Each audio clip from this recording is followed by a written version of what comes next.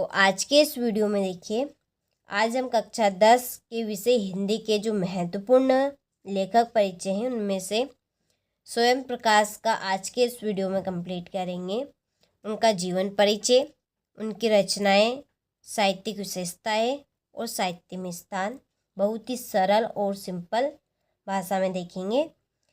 तो चलिए वीडियो को हम शुरू करते हैं और स्वयं प्रकाश जी का सबसे पहले हम इनका जीवन परिचय देखेंगे। तो देखिए, आपको सबसे पहले यहाँ पर जीवन परिचय की हेडिंग डालना है और स्केल से आपको इसके नीचे 2 अंडरलाइन करने, ठीक है। तो चलिए देखते हैं इनका जीवन परिचय क्या है। तो देखिए, स्वयं प्रकाश का जन्म मध्य प्रदेश के इंदौर में सन 1947 में हुआ। तो जो स्वयं प्रकाश जी थे उनका जन्म मध्य प्रदेश के इंदौर में हुआ था और सन 1947 में। इनकी शिक्षा राजस्थान में हुई। आपने मैकेनिकल इंजीनियरिंग करने के बाद एमए तथा पीएचडी हिंदी किया और साहित्यिक रुचि के कारण आप वसुधा पत्रिका से जुड़ गए। फिर चकमक बाल पत्रिका का संपादन किया। उसके बाद सन 2019 में इनका निधन हो गया, ठीक है। तो ये इनका सिंपल सा एक जीवन परिचय है। इनकी ज़िंदगी से जो जुड़ी बातें हैं मेन वो हमें जीवन परिचय में लिखना है।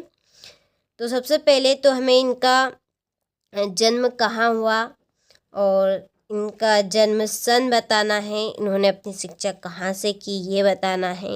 इन्होंने आगे क्या किया, कुछ 1-2 बातें लिखनी हैं। फिर उसके बाद इनकी लास्ट में हमें मृत्यु लिखना है, ठीक है। तो जो स्वयं प्रकाश जी थे उनका जन्म मध्य प्रदेश के इंदौर में सन 1947 में हुआ था। इन्होंने अपनी शिक्षा यानी कि अपनी पढ़ाई इन्होंने राजस्थान से की। ये मैकेनिकल इंजीनियरिंग इन्होंने करने के बाद एमए और पीएचडी हिंदी किया था, ठीक है। इनकी जो रुचि थी, ठीक है, इनका जो जज्बा था वो साहित्यिक में थी, साहित्यिक कार्यों में थी। तो साहित्यिक रुचि के कारण ये फिर वसुधा पत्रिका से जुड़ गए। फिर इन्होंने चकमक बाल पत्रिका का संपादन किया और सन 2019 में इनका निधन हो गया, ठीक है। तो बहुत ही सरल इनका जीवन परिचय है। इसमें से आपके ऑब्जेक्टिव प्रश्न बनेंगे एमपी बोर्ड में, और यूपी बोर्ड में तो आपसे जीवन परिचय पूछा जाता है, ठीक है। लेकिन एमपी बोर्ड में नहीं पूछा जाता है, इसमें से ऑब्जेक्टिव प्रश्न बनते, तो इसलिए आपको कंप्लीट करना है इसको। अधिक फोकस आपको किस पे करना है, इनकी रचनाओं पे। काव्यगत विशेषता नहीं होती, वो आपकी कवि परिचय में होती है। इसमें रहेगी आपकी साहित्यिक विशेषताएं। तो चलिए इनकी देखते हैं हम रचनाएं। तो देखिए, पहली रचना है इनकी सूरज कब निकलेगा। दूसरी रचना है आएंगे अच्छे दिन भी। तीसरी है आदमी जात का आदमी, ठीक है। 3 रचना है और तीनों ही बहुत ही सरल है। 2 रचनाएं आपसे पूछी जाएगी एग्जाम में, लेकिन आपको 3 लिख कर आना है। कितनी लिख कर आना है? 3 लिख कर आना है, ठीक है। ध्यान जरूर रखिएगा इस बात को। हमेशा आपसे रचनाएं बनाओ 3 पूछे तो आपको 4 लिख कर आना, यदि 2 पूछे तो आपको 3 लिख कर आना। इसी तरह से आपके कोई से भी पॉइंट हो, आपसे 2 पॉइंट पूछे जाए, किसके भी प्रकृतिवाद काव्य की विशेषता आपको बतानी है 2 नंबर में, तो आपको 3 पॉइंट लिखना है उसका, ठीक है। तो इस बात को आपको ध्यान रखना है। तो 3 रचनाएं आपको याद करनी है। तो देखिए, पहली रचना है कि सूरज कब निकलेगा। देखिए, सूरज कब निकलेगा ये हम राह देख रहे हैं। सूरज निकलेगा तो हमारे अच्छे दिन भी आएंगे। ये कौन कह रहा है? आदमी जात का आदमी, क्योंकि मनुष्य ही कहेगा, ठीक है। ये बातें मनुष्य ही सोचेगा और वही कहेगा। तो इस ऐसा आप याद रख सकते हैं इनकी रचनाएं कि सूरज कब निकलेगा, आएंगे अच्छे दिन भी। ये कौन कह रहा है? आदमी जात का आदमी, ठीक है। चलिए आगे, साहित्यिक विशेषताएं। तो देखिए पहले आपको यहाँ पर साहित्यिक विशेषताओं की हेडिंग डालना है, ठीक है। कैसे डालना है मैं आपको बोल के बता देती हूँ कि साहित्यिक विशेषताएं निम्नलिखित हैं, ये निम्न है, ठीक है। फिर आपको लिखना है साहित्यिक विशेषताओं में रहेगी आपकी भाषा और शैली, हमें बतानी है इन्होंने अपने काव्य में कौन सी भाषा का प्रयोग किया है और इनकी कौन कौन सी शैलियाँ रही है, ठीक है। चलिए तो देखिए स्वयं प्रकाश की भाषा अपने विषय संसार के अनुरूप होती है, ठीक है। इनकी जो भाषा है वो किसके अनुरूप है, विषय संसार के अनुरूप है, यानी कि हम कह सकते हैं कि सामान्य बोलचाल की इनकी भाषा है, आम बोलचाल की, ठीक है। जैसे कि यहाँ पे लिखा है ये कि स्वयं प्रकाश की भाषा अपने विषय संसार के अनुरूप है, कि संसार में जो भाषा बोली जाती है उसके ही अनुरूप इनकी भाषा है।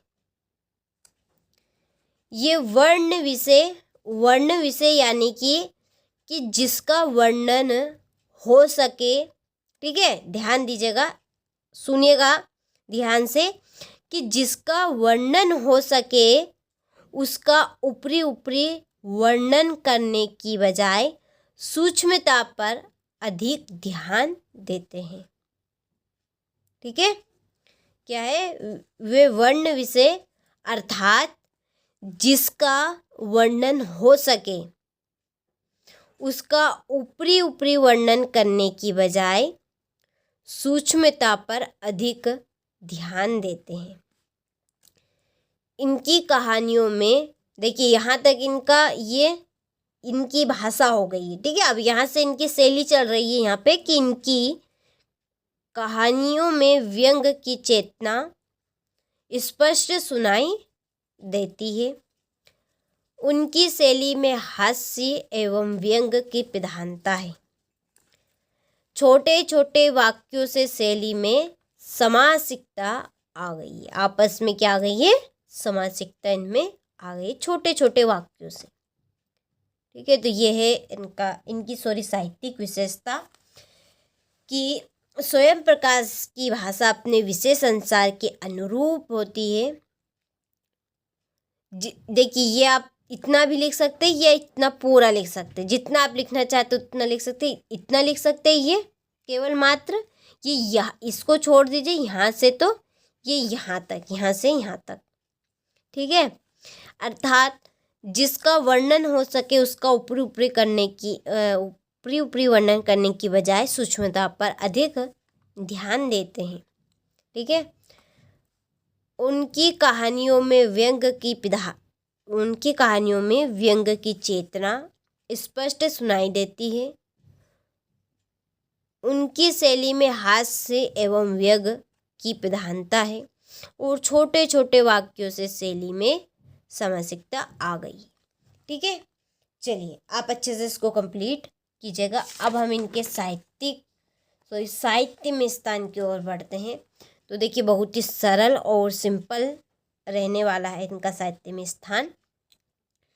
तो देखिए स्वयं प्रकाश समकालीन कहानी के चर्चित कहानीकार हैं, ठीक है। जो स्वयं प्रकाश जी है वो समकालीन कहानी के चर्चित जाने माने कहानीकार है। उनकी कृतियाँ उन्हें पहला सम्मान बनमाली पुरस्कार, राजस्थान साहित्य अकादमी पुरस्कार आदि प्राप्त हो चुके हैं, ठीक है।